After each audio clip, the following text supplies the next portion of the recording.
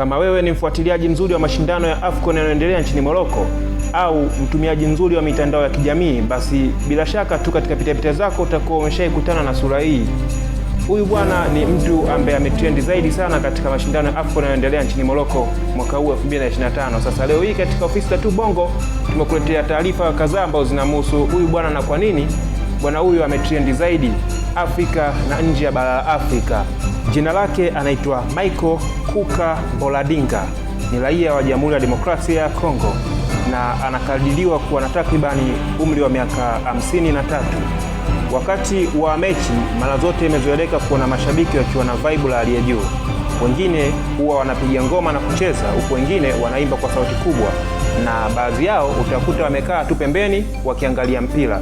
Sasa kwa bwana Michael Kuka Mboladinga, kwake imekuwa ni tofauti sana, kwani yeye utamkuta kuanzia dakika ya kwanza mpaka ya mwisho watu wanatoka uwanjani ameganda kwa staili moja tu mithili ya sanamu. Na bwana huyu amejizoea maarufu zaidi kutokana na mfanano wake na aliyekuwa waziri mkuu wa nchi ya Republic Democratic of Congo, bwana Patrice Lumumba.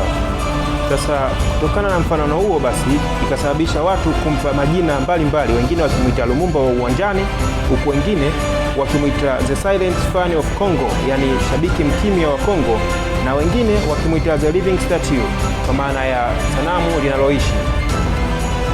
Kwa haraka ukimwangalia bwana Michael Kuka Mboladinga pamoja na Patrice Lumumba, unaweza kufikiri ni mtu na mzazi wake, au la ni mapacha. Sasa Michael Kuka Mboladinga alipoulizwa kuhusu uhusiano wake yeye na Patrice Lumumba, bwana huyo alikiri kwamba yeye na Patrice Lumumba hawana undugu wowote ule, isipokuwa tu imetokea kwamba yeye amezaliwa akikuwa amefanana na Patrice Lumumba, na hivyo akavutiwa sana kutokana na watu kuwa akimfananisha yeye na Patrice Lumumba, na akaamua basi kuvaa na kuwa kama Patrice Lumumba. Mara kadhaa ameonekana akiiga staili ya sanamu la Patrice Lumumba kwa kuweka mkono mmoja wa kulia juu, na pia muda mwingine utamkuta akiweka mkono mmoja kifuani kwake. Sasa kutokana na staili yake ya kuganda kama sanamu, bwana Michael Kuka Mboladinga ameibua mawazo mseto, huku baadhi ya watu mashuhuri wakidai kwamba bwana Michael Kuka Mboladinga anajaribu tu kufikisha ujumbe bila njia ya maneno. Ujumbe ambao anajaribu kufikisha ni heshima, historia, uvumilivu pamoja na maumivu ya taifa lake la Kongo. Sasa kwa haraka tu kwa wale wasiomfahamu Patrice Lumumba ni nani? Patrice Lumumba alikuwa ni mzaliwa wa Julai 2, 1925, mwanaharakati na mpigania uhuru wa nchi ya Kongo. Lakini pia Patrice Lumumba alishawahi kushika nyadhifa kama waziri mkuu wa kwanza wa Democratic Republic of Congo baada tu ya kupata uhuru wake. Pia Patrice Lumumba atakumbukwa kwa kupigania haki za watu weusi, kupigania uhuru wa mataifa mengine, na zaidi atakumbukwa kutokana na ujasiri wake pamoja na misimamo yake dhidi ya mabeberu.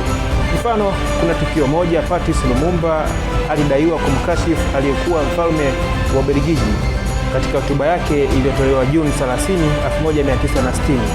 Huyo ndio Patrice Lumumba, kiongozi kijana aliyeongoza Democratic Republic of Congo, ambaye baadaye alikuja kuuawa kinyama Januari 17, 1961. Na hatimaye leo hii kupitia AFCON bwana Michael Kuka Mboladinga anakuja kuturudishia kumbukumbu ya Patrice Lumumba. Sasa tuandikie maoni yako kwenye comment. Ungekuwa wewe, ungeweza kuganda kwa takriban dakika 115 za mchezo, au ungekuwa tu unashangilia kawaida na kupiga ngoma na kuimba? Usisahau kusubscribe, like, share. Hii ni Tu Bongo.